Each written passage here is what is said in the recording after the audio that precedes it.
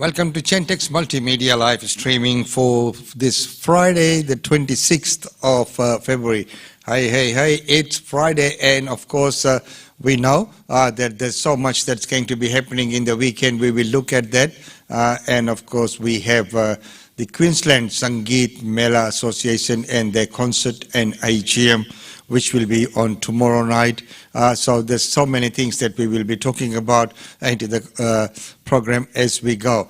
But first of all, breaking news is, of course, we've heard about the Olympic bids, and we will look at how and what it's going to mean for us right here in Queensland and for Brisbane.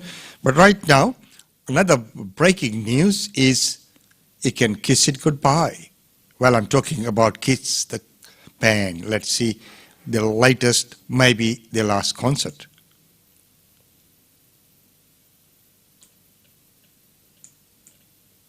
We're all good. Yep, Minister, ready to go. Sure. All good.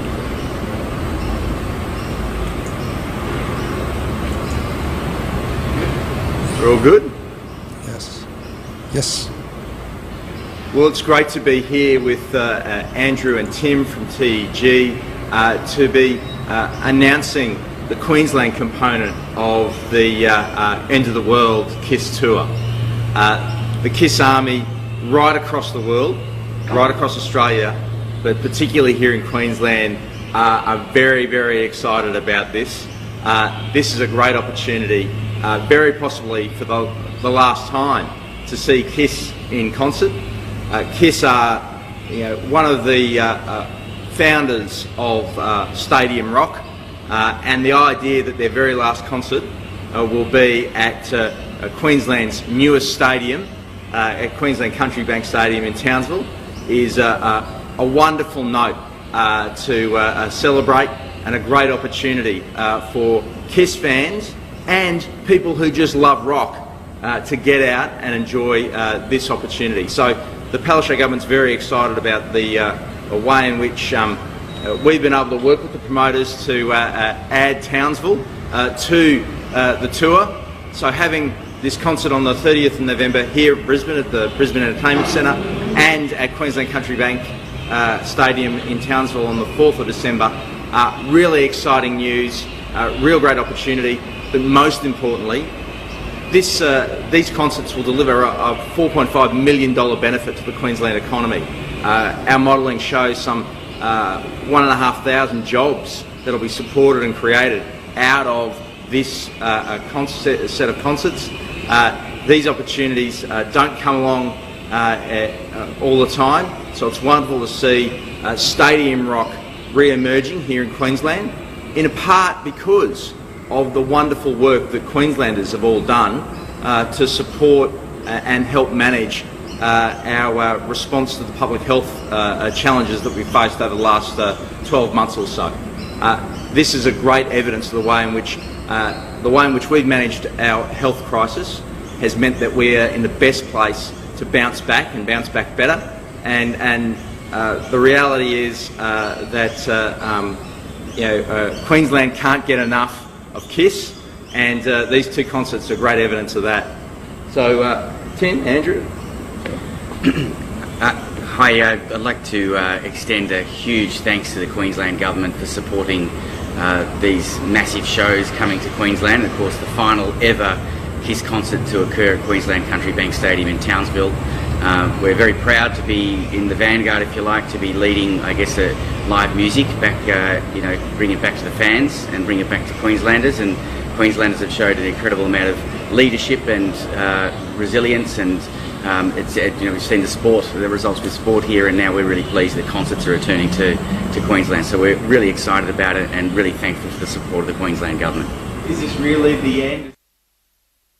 And it is good news when you look at, it's the final concert, and so two venues, Brisbane and Townsville. Wonderful, well done, Queensland Government, for the support, in bringing a concert like that to our area here. So, as we know, many times we miss out, and Sydney and Melbourne being more the theatrical areas, they sort of receive that and we miss out. But right now, let's move forward and take a look at news in brief and see what else is making news. So the body of a missing woman, Melissa Chaddick, has been found on the New South Wales coast more than 3 months after she disappeared from her home in Sydney's eastern suburbs. So which, is of course another one of those things where we need to just follow through. Which venues could host Brisbane Olympic if the Queensland bid succeeds? So, as we know, talks have been happening about which events will be held in Brisbane, Sunshine Coast and other cities across the state. ABC will bring to you updates, and the CEO of Healthcare Australia has stood aside. The AFP Commissioner is warning politicians about delays in reporting criminal conduct. Qantas has posted $1.8 billion half-year loss, and Brisbane has confirmed as the preferred host for 2032 Olympics. Shocking allegations inside an alleged aged care in Perth. On the eve of aged care, Royal Commission handling its final report to the federal government, shocking new allegations of abuse and neglect have emerged. The allegations involve a luxury nursing home owned by one of the country's biggest publicly listed care providers, Regis, and were raised by student nurses on the work experience at the Perth facilities. Qantas boss Alan Joyce hopes to start international travel in October. Qantas posts a $1.8 billion half-year loss following a dramatic $6.9 billion plunge in revenue due to continued travel restrictions. Afterpay sales doubled, the company looks to take on the big banks. Buy now, pay later. Stocks have been stratospheric. Share prices growth even though they could not continue to report losses. What will COVID-19 post-economy look like? With the start of a coronavirus vaccination program underway, what is the post-COVID economy? And what may it look like? Some ideas about what we might have to do to deal with a very difficult challenge ahead. And Brittany Higgins, who knew what they knew and when did they know that? Higgins' story broke almost a fortnight ago. There's been steady stream of people added to the list who was in the know that there'd been an alleged rape in Parliament House. IFP letter warns MPs not to delay reporting crimes. The head of Australian Federal Police has warned Prime Minister Scott Morrison about the need for the politicians to report crimes quickly. As a fallout from the rape allegations made by former staffer Brittany Higgins continues. So, that's the news there. And Stockland board is bullish on the residential property outlook. Scotland Chief Executive Mark Steinert says that the property boom still has a way to run, and he's positive about the economic recovery. And Prime Minister's photo opportunity shop for those who want to wear their patriotism on the sleeve. From day one in the office, the Prime Minister Scott Morrison has worn his patriotism on his sleeve and most recently on his face mark. Qantas says it wants to fly internationally again by October. The national carrier says it's hopeful that flying overseas after the vaccine rollout, but experts believe that it's still far too ambitious 40-year anniversary for cochlear implant. The device is used by more than 600,000 worldwide, as Dana Moores says, and it suffers incredibly severe trauma in car crash. Tiger Woods is very unlikely to return to top-flight golf after a car crash, which left him with a shattered right leg. Medical experts say that he is recovering in hospital in Los Angeles after undergoing surgery for life-altering injuries to his right leg and ankle. And more women are reporting assaults after Brittany Higgins And several women have come forward to police alleging they have been sexually assaulted while working in Parliament House, and government department calls for criminal law reform. Disability Royal Commission at First Nations man who lives with the cognitive disability told the inquiry his criminal past makes it difficult to move forward. Next, Kampala says that Northern Territory Police announced a 250,000 reward for information over the disappearance of Paddy Moriarty. And Northern Territory Police announced that the 250,000 reward for information over the disappearance of Paddy Moriarty. And in finance, the local share market was up almost 1% in a strong trading with travel stocks, Flight Centre and Qantas posting gains despite reporting big losses. The Aussie dollar inches closer to 80 cents against the greenback, and the rescue efforts underway after a gold mine collapsed in Indonesia. An illegal gold mine in Indonesia's Sulawesi Island collapsed late Wednesday due to unstable soil. Deputy Chief Medical Officer says Healthcare Australia is clearly at fault over the vaccine era. The two aged residents remain under observation after being given an incorrect dose, basically overdose, of COVID-19 Pfizer vaccine. Health Minister Greg Hunt says Healthcare Australia on the notice of termination. The Federal Health Minister says a key provider of the COVID-19 vaccination for the aged care residents has been put on notice after overseeing a major bungle. We should not presume how people are going to vote, says Western Australia Premier. Premier Mark McGowan says giving up was not the West Australian way and rejected the assertion that Labor was certainly to win the March 13th. Western Australia Liberal leader Zac Capcup admits he expects Labor to win the election, and Western Australian Liberal leader Zac Capcup has admitted that he does not expect to become Premier after the March state election and fears his party could be discredited by a Labor landslide. So there you are. These are some of the breaking news for today, and I hope that you have kept up with all the news that's happening. And don't forget that tomorrow we'll bring to you the up-to-date on the weekend with the weekend wrap-up. And of course on Sunday night, the Music Junction is back on. So right now we go to the feature for today, and the feature for today is, it is the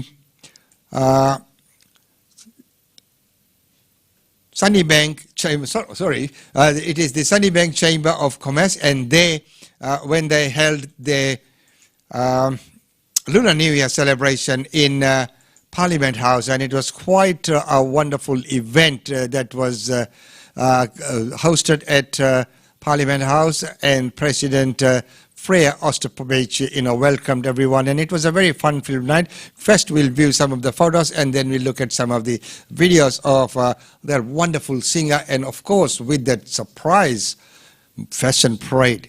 Well, let's have a quick look at that.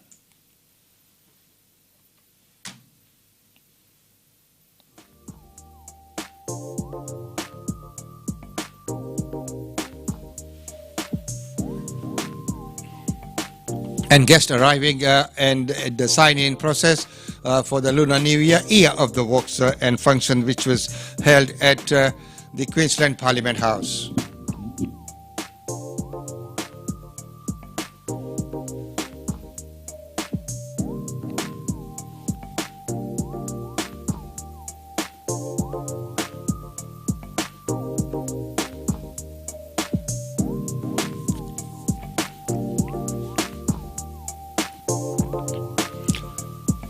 And it was good to see that a cross-section of people across all cultures were there to celebrate with the Sunnybank Chamber of Commerce. And Maria Artango there as the host, doing a wonderful job, and Freya Osterpovich, who is the current president, with one of the main sponsors for the night.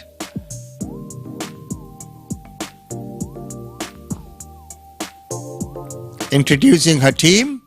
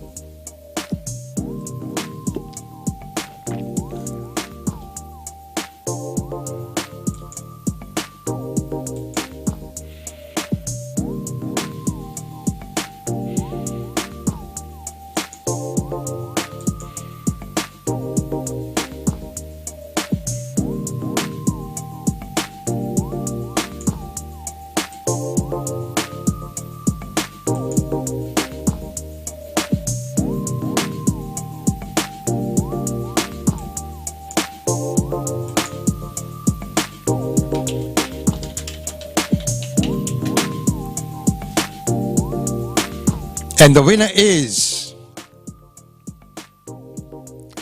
not one, but two prizes.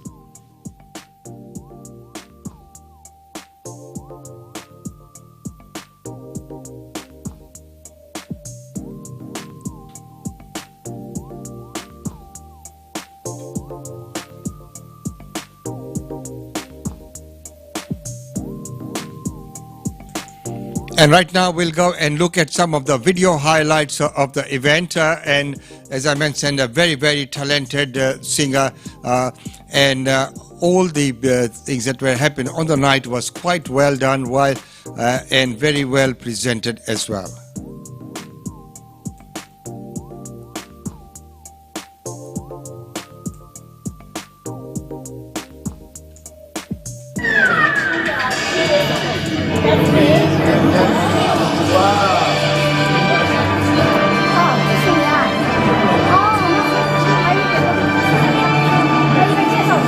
Just getting some of the things ready. As we know, in many places the sound is always challenging. Unless we get that right, it makes it very, very hard.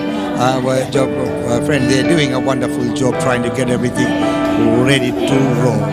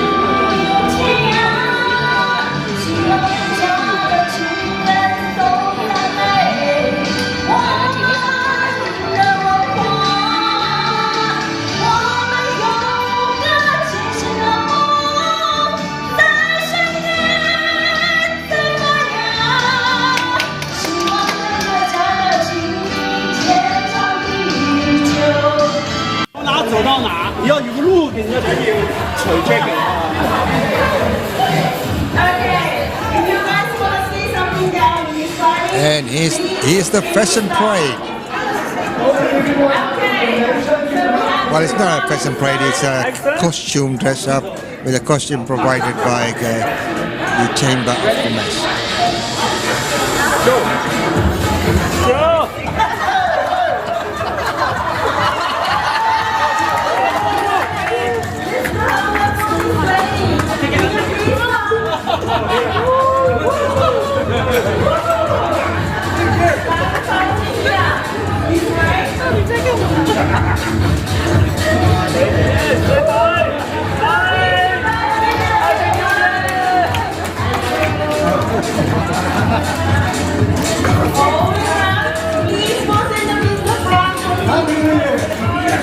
Happy New Year!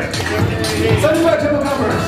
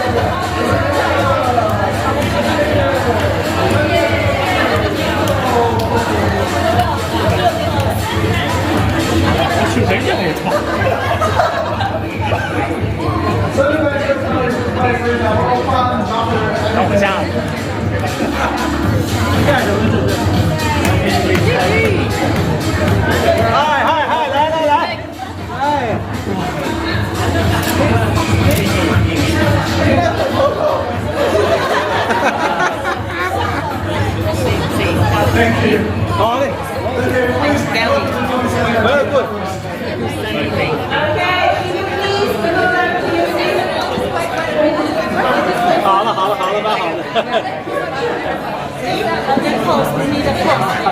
Everybody, second round. Second round. We need in the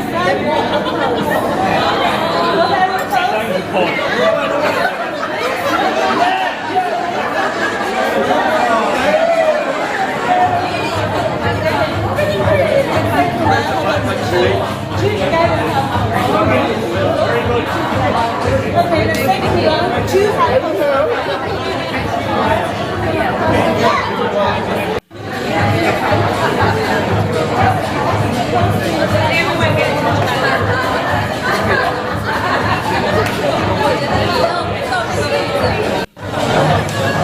Yeah, I don't know what, but are you going to have a second round?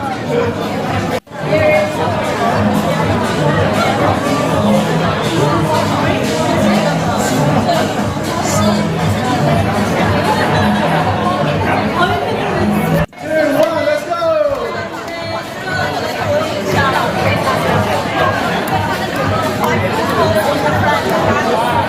Did they go on the round two?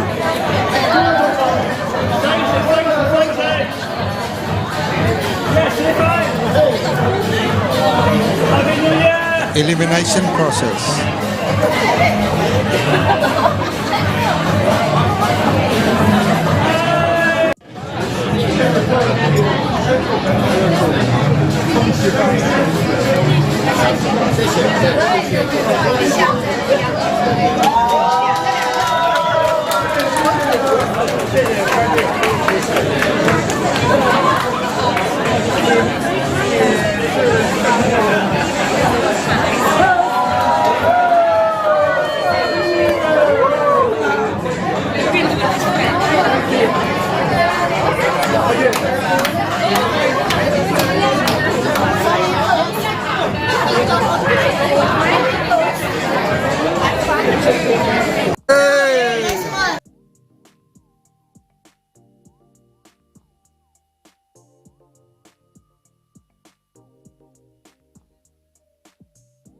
There you are, ladies and gentlemen, the Sunnybank Chamber of Commerce and the Lunar New Year celebration at the Parliament House, and Sunnybank Chamber of Commerce holds morning forums, business seminars, joint marketing, business exhibitions, industry events, networking and referrals. So wonderful to see all those things that they do, and it is one. And if you like to become a member, and if you are in business around Sunnybank, please join the group. Well, right now, moving on, we have some of the functions and events that are happening. But first of all, let's take a look at one of our sponsors and get a message from our sponsors. GlobeNet Realty. GlobeNet Realty has been the longest established, trusted and respected agency in its trade area. Washa Chandra, Director of GlobeNet Realty, provides honest and ethical service to her customers. If you are thinking of investing in Brisbane real estate market, or if you are seeking professional property management, then you should contact Usha Chandra today on landline 3865 4466 or mobile 0419 775 416.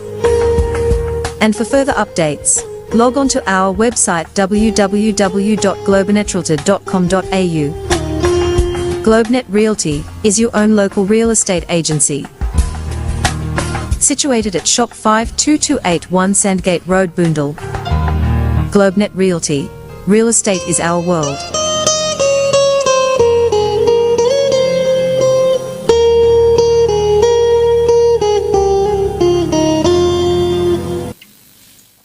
And real estate is the world. And don't forget that every Wednesday we bring to you the real estate update with Usha Chandra of GlobeNet Realty.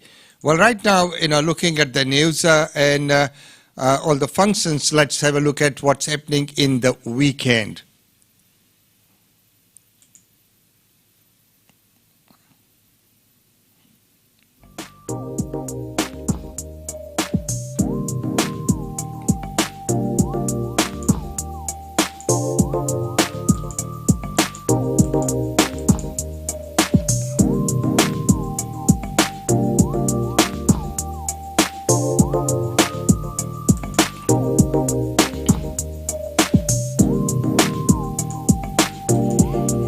Now, this function I'd like to talk to you about is the Queensland Sangeet Mela's Indian Classical Concert and IGM, which will be tomorrow 6:15 p.m.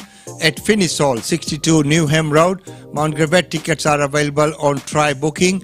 And for further information, please contact Shane on 0415 106 428. That phone number once again 0415 06428, and you can email Shane at sangeetmela.org. So don't forget that Queensland Sangeet Mela Association presents the annual Indian Classical Concert and IGM. It's not an annual concert, annual general meeting and the Indian Classical Concert at the Finnis Hall. And tickets are available via Try Booking. So please do book your tickets, and would like to see you all tomorrow. So first up is the classical concert, because the reasoning was we'll have the concert first. Whoever is interested in the IGM can stay back and take part in the IGM. So I'd like to see you all there. As many of you can, if you can make it, please do come along to Queensland Sangeet Mela Association, the Indian Classical Concert. You'll have harmonium play, tabla, and bansuri by Darsil. So it will be a wonderful event. We'd like to see you all there tomorrow.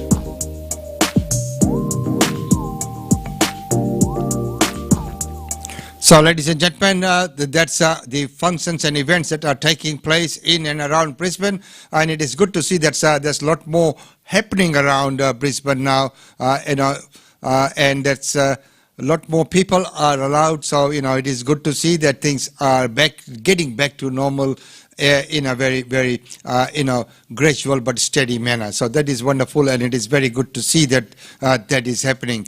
Well, don't forget that tomorrow, our weekend edition will begin at 9:30. Why 9:30? Because we'll be joining in Gopio International and our New York chapter, and they're talking about post-COVID and the vaccine, the impacts of the vaccine, and what's on and about.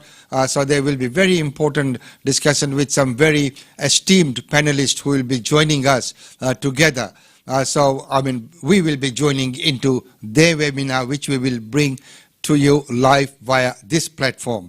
We have tested all the technology, and hopefully all the technology works, and that will be wonderful. So tomorrow, Saturday, the 27th, we will bring to you our live segment from 9:30 a.m. That is to tee up with the time with our New York counterparts of Gopio International. So, ladies and gentlemen, it's been wonderful having your company as usual. And until tomorrow, it's a goodbye from me. Enjoy the rest of the day, whatever's left of it. But most importantly, remain safe. Until tomorrow, it's goodbye from me.